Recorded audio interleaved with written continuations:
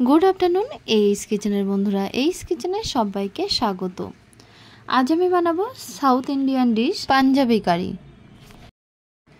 पांजाबी कारी बानानो अत्यंत सहज और एटा खेते अनेक बेशी टेस्टी। भात रुटी जे कोनो किछुर साथे आपनि खेते पारेन। पांजाबी कारी बानानोर जोन्नो एक बाटी बेसन और नियेछि हाफ बाटिर एकटु बेशी टक दई और साथे निये नेब 4टे मीडियम साइजेर पेঁয়াজ 4 থেকে 5টা काँचा लंका কিছুটা रसुन बेश कयेकटा फ्रेश कारी पाता एबं एकटा पातिलेबु। प्रथमे एकटा बड़ पात्रेर मध्य 3 चामच बेसन दिए दिচ্ছি और हाफ बाटिर एकटु बेशी टक दई दिए देब और दिए दिচ্ছি 1 बाटी परिमाणे जल। एबार एगुलो खूब भालोभाबे मेशाते हबे। একটা হ্যান্ড হুইস্কের দ্বারা আমি 5 থেকে 7 মিনিট ধরে বেশ ভালোভাবে নাড়াচাড়া করে মিশিয়ে নিলাম। আর এখানে দিয়ে দিচ্ছি পরিমাণ মতো লবণ, হাফ চামচ হলুদের পাউডার, হাফ চামচ কাশ্মীরি লঙ্কার পাউডার, হাফ চামচ গোলমরিচের পাউডার, 1 চামচ জিরে পাউডার।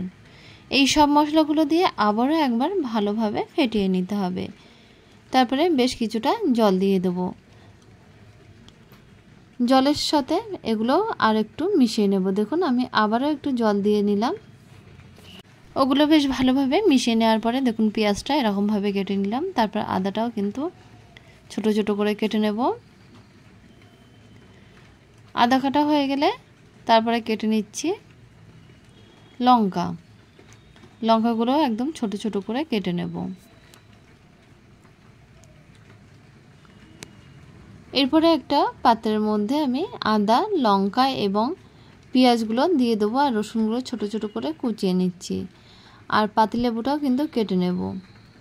এবার ওই পাত্রের মধ্যে দিয়ে দিচ্ছি লেবুর 1 টুকরা লেবুর রস, ছোট 1 চামচ ধনিয়া পাউডার, হাফ চামচ গোলমরিচের পাউডার, হাফ চামচ হলুদের পাউডার এবং দিয়ে দেব 3 চামচ থেকে 4 চামচ বেসন।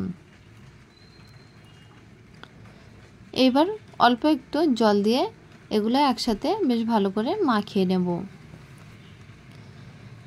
যেহেতু এখানে একটু জলের পরিমাণ বেশি হয়ে গেছে ওই জন্য আবারও 1 চামচ বেসন দিয়ে নিলাম। তারপরে মিডিয়াম ফ্লেমে এটি কড়া গরম করতে দিয়েছিলাম। কড়াইয়ের মধ্যে বেশ কিছুটা তেল দিয়ে তেলটা গরম হয়ে গেলে পকোড়াগুলো তেলের মধ্যে দিয়ে উল্টে পাল্টে বেশ ভালোভাবে গোল্ডেন ব্রাউন কালার করে ফ্রাই করে নেব। মিডিয়াম ফ্লেমে আবার একটি কড়া বসিয়ে কড়াইয়ের মধ্যে 2 চামচ সাদা তেল দিয়ে দেবো।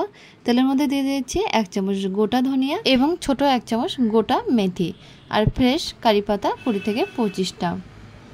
এরপর পরেই আমি যে বেসনের লিকুইডটা বানিয়ে রেখেছিলাম সেটা দিয়ে দেবো কড়াইয়ের মধ্যে আর একটু জল আমি দিয়ে দিচ্ছি।